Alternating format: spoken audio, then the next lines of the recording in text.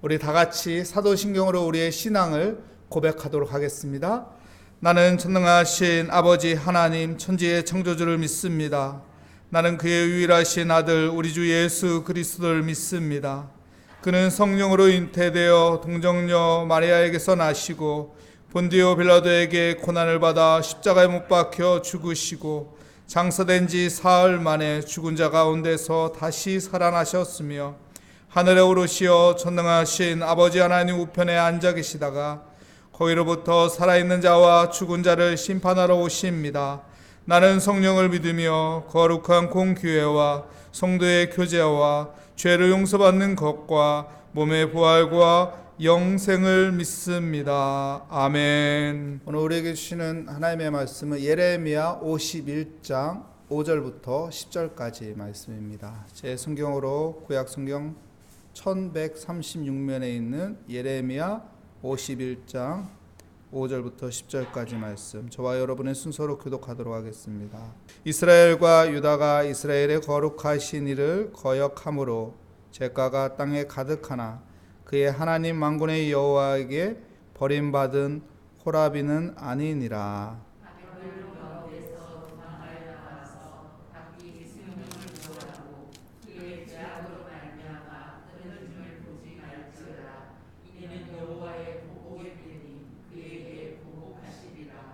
바벨론은 여호와의 손에 잡혀 있고 온 세계가 취하게 하는 금잔이라. 뭇 민족이 그 포도주를 마심으로 미쳤도다.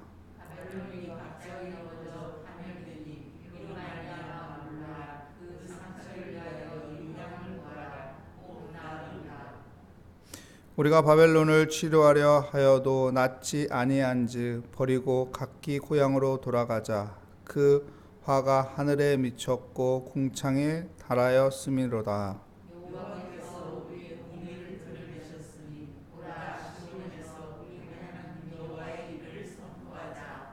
아멘. 여호와의 일을 선포하자라는 제목으로 하나님의 말씀을 증거하도록 하겠습니다.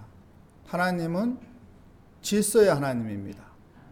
하나님은 역사의 주관자이십니다. 하나님은 사랑의 하나님이십니다. 이 하나님께서 바벨론을 심판하시죠. 그리고 이스라엘과 유다 나라를 어떻게 하시나요? 그 심판 가운데서 구원하십니다. 오늘 5절 말씀 한번 다시 볼까요? 5절 말씀에 보면 이스라엘과 유다가 이스라엘의 거룩하신 이를 거역하였으므로 죄가가 땅에 가득하나 그의 하나님 만군의 여호와에게 버림받은 호라비는 아니니라. 버림받지는 않았다고 하죠. 하나님께서는 하나님을 섬기는, 하나님을 믿는 믿음의 사람들을 버리진 않습니다. 왜 하나님께서는 심판을 하시는 걸까요?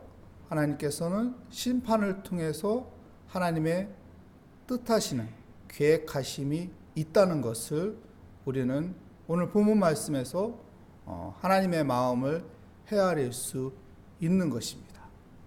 하나님은 심판을 통해서 믿음의 사람들을 구원하시는 것입니다. 믿음의 사람들을 다시 세우는 거예요. 믿음의 사람들을 하나님 품에 오게끔 하시는 것입니다. 하나님께서 바벨론을 심판합니다. 이 바벨론을 심판하지만은 그 가운데서 하나님께서는 이스라엘 백성들을 구원합니다. 하나님의 심판 가운데 그 속에서 하나님께서는 믿음의 사람들, 하나님의 사람들을 구원하신다는 것입니다. 바벨론을 왜 심판했을까? 우리 7절 말씀 볼까요? 7절 말씀에 보면 바벨론은 여호와의 손에 잡혀 있어 온 세계가 취하게 하는 금잔이라. 뭇 민족이 그 포도주를 마심으로 미쳤도다. 바벨론을 금잔으로 표현하고 있어요. 금잔. 여러분, 금잔은 무엇인가요? 금잔. 금잔은 힘입니다. 금잔은 무엇일까요? 금잔은 풍요입니다. 금잔은 여러분 돈입니다. 여러분, 권력을 가진 사람들을 계속 파헤치면 뭐가 나온다고 하죠? 돈이 나온다고 하죠. 돈 때문에 권력 잡는다고 하죠. 다시 말한다면 이 돈이라는 것이 힘이라는 거예요. 이 돈이라는 것이 사람을 풍요롭게 만든다는 거예요.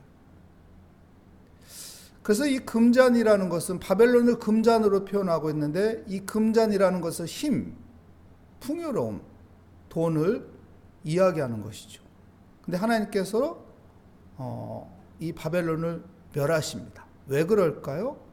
사람들이 그 금잔으로 포도주를 마시려는, 미친 거죠. 하나님이 봤을 때 미쳐 있는 거예요. 그러니까 우리가 돈에 미쳐 있으면 안 됩니다. 우리가 힘에 미쳐 있으면 안 돼요. 우리가 너무 풍요로운 삶에 미쳐 있으면 안 됩니다. 왜 그럴까요? 그러면은 하나님의 은혜를 기억하지 못해요. 하나님의 은혜를 생각하지 못해요. 하나님의 은혜를 따라가지 못합니다. 우리가 하나님의 은혜를 기억하기 때문에 기도의 자리를 찾는 거잖아요. 하나님의 은혜를 기억하기 때문에 하나님을 예배하고, 하나님의 은혜를 기억하기 때문에 주의 말씀을 읽고 듣고 펼치는 것입니다. 하나님의 은혜를 아는 사람이 되어야 하는 것이죠. 바벨론을 치는 이유는 금잔으로 포도주를 먹으려고 하는 이 미쳐있는 이 사람들을 향해서 하나님께서는 심판을 하시는 것입니다. 여러분, 이 금잔을 갖기 위해서는 어떻게 해야 하나요? 금잔을 갖기 위해서는 약한 자를 짓밟아야 돼요. 이 금잔을 갖기 위해서는 약한 자들 거를 뺏어야 돼요. 그래야 이 금잔을 내가 계속 가지고 이 금잔으로 포도주를 마실 수 있는 삶이 되는 거예요. 그래서 세상의 원리는 이 금잔을 갖기 위해서 약한 자를 짓밟아야 하는 것이고, 이 금잔을 갖기 위해서 약한 자의 것을 뺏어야 하는 것입니다. 근데 질서의 하나님께서는, 역사의 주관자이신 하나님께서는 이것을 보았을 때 맞지 않는 거예요. 그래서 하나님께서 심판을 하시는 것입니다. 왜요? 질서를 바로잡기 위해서입니다. 9절 10절 말씀에 보면 이렇게 말합니다. 우리가 바벨론으로 치료하려 하여도 낫지 아니한즉 버리고 각기 고향으로 돌아가자. 그 화가 하늘에 미쳤고 궁창에 달하였음이로다 라고 9절 말씀에 말하고 있습니다. 여러분, 바벨론을 치료하려고 해도 치료가 안 된다는 거예요. 무슨 말인가요? 갈 대로 갔다는 거예요.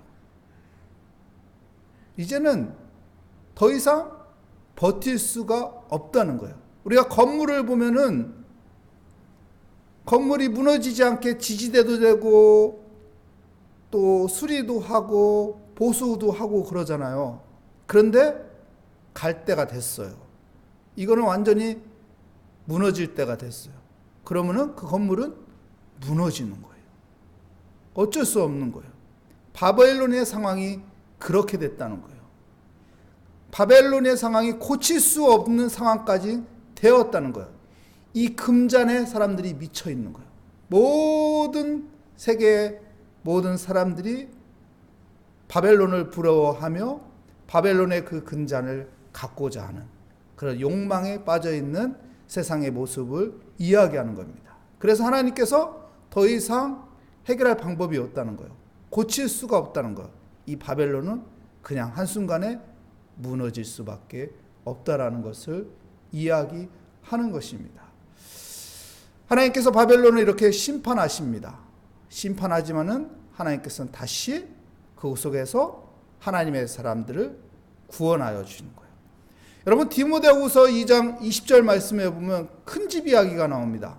큰 집에 가면은 무엇이 있다고 하죠? 거기에 가면은 질그릇도 있고 나무 그릇도 있고 은그릇도 있고 금그릇도 있고. 근데 무엇이라고 또 말해요? 어떤 그릇이 쓰임 받는 그릇이냐, 쓸모 있는 그릇이냐, 어떤 그릇이라고 하죠? 깨끗한 그릇이다라고 말합니다. 그러면서 22절 말씀에 보면은 이렇게 말하죠. 우리의 마음을 깨끗하게 하는 게 무엇이냐? 의와 믿음이다. 사랑과 화평이다. 라고 말하고 있습니다. 여러분, 우리의 마음에 의가 있어야 하는 거예요. 우리의 마음에 믿음이 있어야 하는 거예요. 우리의 마음에 사랑이 있어야 하는 거예요. 우리의 마음에 화평이 있어야 돼요. 그것이 우리의 마음을 깨끗하게 하는 거예요. 그릇이 깨끗하지 않으면 사용할 수 없습니다. 그릇이 깨끗하지 않으면 아무리 금그릇이어도 그것을 사용할 수 없는 것입니다. 하나님께서 왜 심판을 하는 거냐면 정화시키는 것이죠. 깨끗게 하시는 것이죠. 그 속에서 우리를 깨끗게 하시고 믿음의 사람들을 다시 하나님의 손에 쓰임받게끔 인도하여 주시는 것입니다. 그래서 10절 말씀에 보면 여호와께서 우리의 공의를 드러내셨으니 오라 시온에서 우리 하나님의 여호와의 일을 선포하라. 하나님 여호와의 일을 선포하라. 우리 하나님 여호와의 일을 선포하라. 무슨 말인가요? 하나님이 심판하지만 그 속에서 하나님께서는 믿음의 사람들을 구원하신다는 거예요. 하나님께서는 믿음의 사람들의 그 더러운 것들을 깨끗게 하시며 하나님께서 다시 세우신다는 것입니다. 하나님은 사랑의 하나님입니다. 하나님은 은혜의 하나님입니다. 하나님은 우리에게 말씀으로 다가옵니다. 에베소 5장 26절 말씀에 보면 말씀으로 우리를 깨끗게 한다고요. 말씀으로. 하나님은 우리에게 그래서 계속 말씀하는 거예요. 예레미야를 통해서 계속 말씀을 선포하는 이유가 그 말씀으로 우리를 깨끗게 하시는 것입니다. 말씀이 우리 안에 들어오면 우리는 깨끗해지는 거예요. 그래서 의를 붙잡게 되고 믿음을 붙잡게 되고 사랑을 붙잡게 되고 평화를 붙잡는 믿음의 사람이 되게 되는 것입니다. 오늘 또 우리는 하나님의 의를 바라보며 하나님의 공의를 바라보며 하나님의 선하심을 따라가는 복된 삶들이 되시기를 축복합니다. 기도하겠습니다. 하나님 감사합니다. 하나님의 일하심을 보는 믿음의 사람이 되게 하여 주시옵소서. 역사의 주관자이신 하나님, 우리에게 사랑을 베풀어 주시는 하나님, 그 사랑 따라 하나님 우리가 믿음으로 살아가게 하여 주시옵소서. 주께 감사드리며 예수 그리스도의 이름으로 기도합니다. 아멘. 하늘에 계신 우리 아버지의 이름을 거룩하게 하시며 아버지의 나라가 오게 하시며 아버지의 뜻이 하늘에서와 같이 땅에서도 이루어지게 하소서. 오늘 우리에게 일용할 양식을 주시고 우리가 우리에게 잘못한 사람을 용서하여 준 것 같이 우리 죄를 용서하여 주시고 우리를 시험에 빠지지 않게 하시고 악에서 구하소서. 나라와 권능과 영광이 영원히 아버지의 것입니다. 아멘. 오늘 말씀을 다시 한번 생각하며 하나님께서 우리 믿음의 사람들을 구원하시는 그 구원의 손을 바라보며 이 시간 하나님 앞에 우리가 겸손히 엎드려 우리의 모든 무거운 짐을 다 맡기며 하나님 앞에 구원의 손을 붙잡고자 기도하는 복된 시간이 되시기를 바랍니다. 우리 기도하겠습니다. 하나님 감사합니다. 오늘 또 하나님 구원의 손을 바라보며 하나님 앞에 아버지 기도합니다. 주님께서는 우리에게 은혜를 주시며 주님께서 우리에게 사랑으로 다가오시며 하나님께서 우리를 죄에서 구원하여 주시고 우리를 버리지 않으시고 우리를 아버지여 살려주시는 하나님께서 우리를 귀하게 여기기 때문에 우리의 더러움을 깨끗이 씻어버려 주시고 하나님께서 하나님의 손에 쓰임받는 사람이 되기 위해 하나님 우리를 주의 보혈로 깨끗이 씻어주시는 하나님, 예수 그리스도의 보혈의 능력으로 아버지 내가 주께 더욱 가까이 가게 하여 주시며 주님의 은혜를 기억하며 주님 바라보며 주의 구원의 손을